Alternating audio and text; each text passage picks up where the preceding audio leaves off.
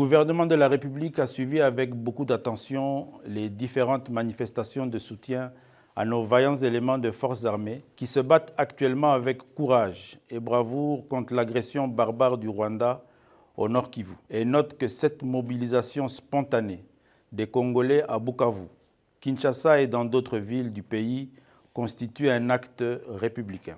Le gouvernement relève avec émoi et indignation les actes de vandalisme et de pillage orchestrés contre les missions diplomatiques et les intérêts privés et étrangers dans la ville-province de Kinshasa. Le gouvernement comprend le cri de colère et d'exacerbation poussé par plusieurs Congolais aux souffrances infligées à nos compatriotes de l'Est, mais condamne avec véhémence les manifestations violentes sous toutes leurs formes.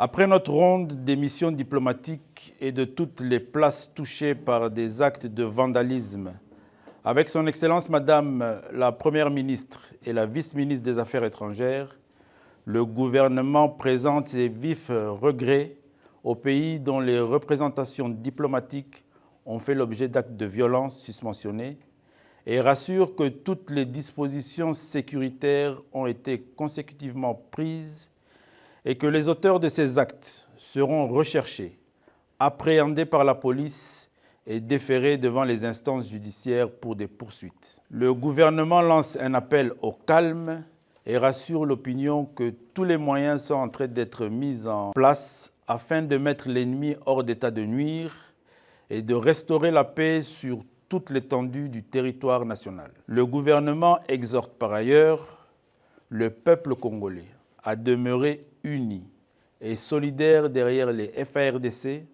les Wazalendo et le commandant suprême, Félix Antoine Tshisekedi Tshilombo, pour défendre notre patrie jusqu'au sacrifice suprême.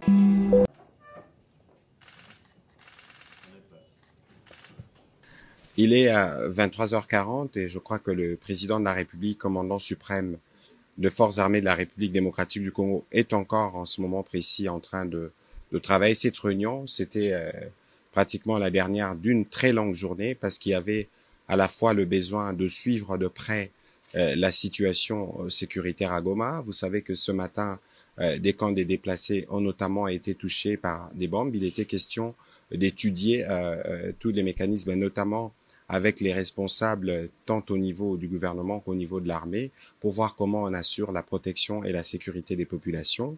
Parallèlement à cela, vous avez suivi qu'il y avait aujourd'hui la demande de la République démocratique du Congo, une réunion publique du Conseil de sécurité qui s'est tenue spécialement ce dimanche, où la ministre d'État, ministre des Affaires étrangères, a eu l'occasion de présenter la situation globale et c'est que la République démocratique du Congo souhaite.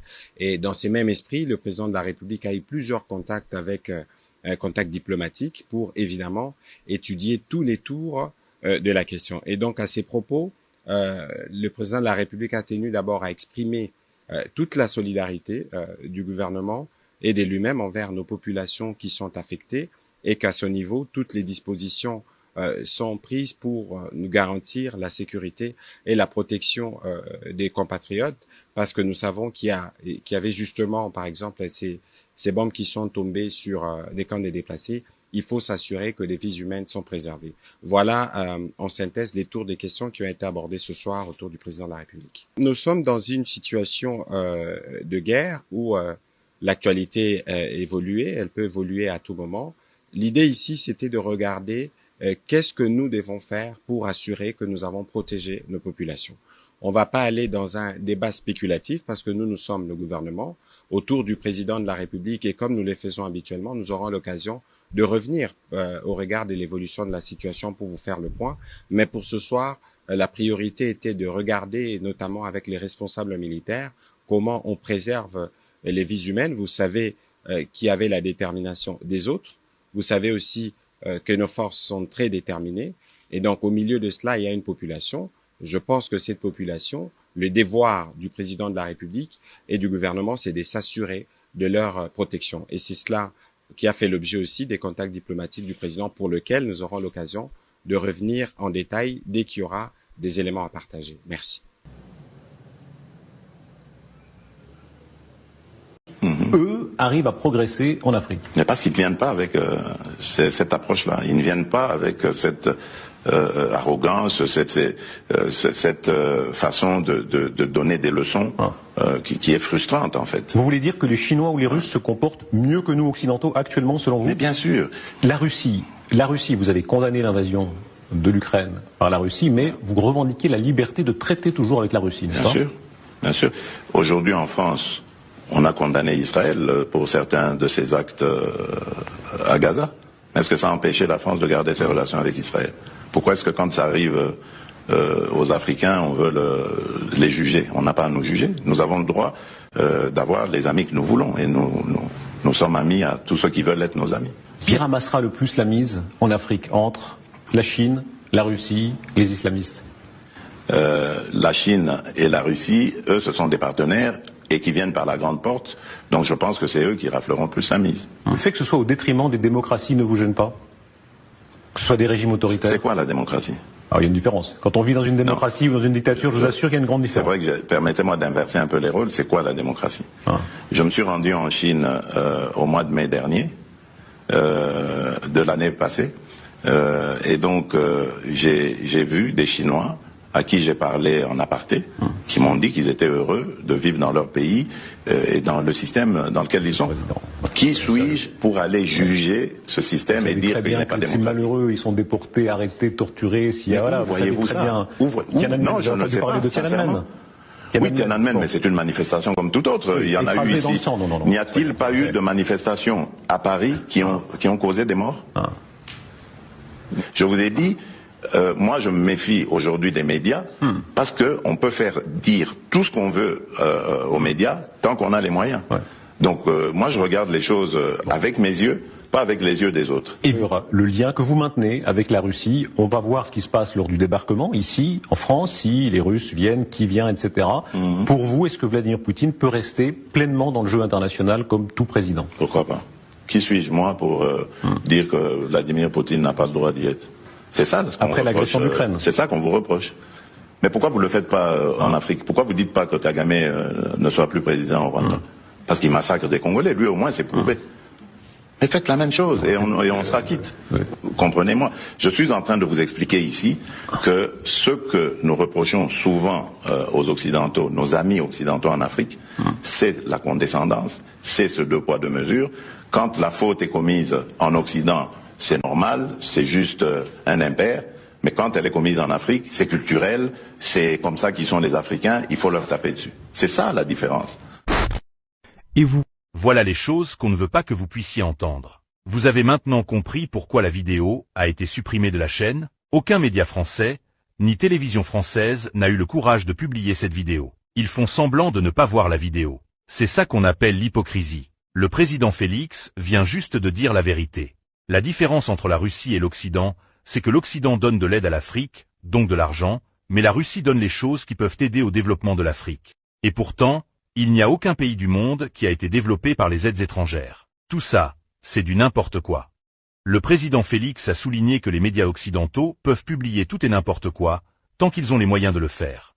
Donc, faites très attention à ce que vous voyez sur Internet. Prenez d'abord le temps de vérifier les informations avant de les partager avec d'autres personnes. Nous sommes de plus en plus contents de voir que beaucoup d'Africains prennent conscience de la réalité des choses aujourd'hui. Et nous savons qu'un jour, tout le monde se réveillera et apprendra la vérité. C'est à ce moment-là que l'Afrique se développera. Si vous appréciez nos efforts pour le changement et le développement de l'Afrique, veuillez tout simplement vous abonner et activer la cloche de notification. Pour ne rien rater. Chers compatriotes, il est actuellement 9h heure de Kinshasa, 10h heure de Goma. Zakari Bababa est patriote. Nalali lelote. Bah, coup de fil, il y a modèle, la modèle. Zakari, qu'est-ce qui se passe là-bas? Yoka Boye, Sala Boye, Sala. Donc, Nalalité. Mais je suis étonné. Tisikoyo. Mukonzi. Ata mon côté à politique, il y a union sacrée à Zoluba. Ata mon côté. Namoni Mukonzi, ata mon côté. Est-ce la présidence Sénat? Est-ce la présidence Assemblée nationale? Est-ce la présidence du groupe Union surtout les 7 ce qui est comment on dit, dirigeant réunion sacrée. Attends, tout le monde à Zolo. Boyebi sa population, il faut rassurer la population. Quel que soit le cas de figure, l'ongola kobanga paie sa population position. Quand on est là-bas, quota, quand on a le pouvoir. Quand on est là-bas, quota. Je suis le plus grand parti. Nous avons eu plus de députés. Mais c'est le moment de rassurer ceux qui vous ont fait confiance. Parce que ce pays nous appartient. On n'a pas un autre pays. Ceci dit, voici les informations que moi j'ai. Il est 9 h, heure de Kinshasa. Jusque-là, tous les coins stratégiques sont contrôlés par les FARDC. L'aéroport, le centre-ville, c'est encore sous contrôle de la RDC. Le gouverneur intérimaire est là, Batutu Bazawana. Il y a trop de vieilles images. Il y a Kala. Oye Babimisi. Guerre est numérique. Guerre est numérique. Guerre est numérique. C'est-à-dire qu'il y a la vidéo, il y a Kala. Pour semer la panique, la confusion dans la tête des Congolais. Et de notre côté, Naba Konzi, Oye Bazaba responsable à Koloba. Oye Bafuta Makapona Koloba. Bavanda bangonye, je peux la vidéo nandako, autre la vidéo nandako, le la citoyen surtout dans Katandako. Prenez vos responsabilités, c'est le moment où la patrie doit voir qui sont les vrais patriotes. Yamisatu, Bolongola Kobanga, Bolongola Kobanga nini? Bolongola Kobanga, Bozobanga nini? Bolongola Kobanga. Nazo c'est la déclaration, il y a Vital Kabere, il y a Bahati Lukwebo, il y a Jean-Pierre Bemba. Il y a Mbosso, il y a Augustin Kabouya. Dès que la déclaration, tous les grands partis, je vous attends. Allez, soyez forts. Toi, c'est la confirmation de la FARDC.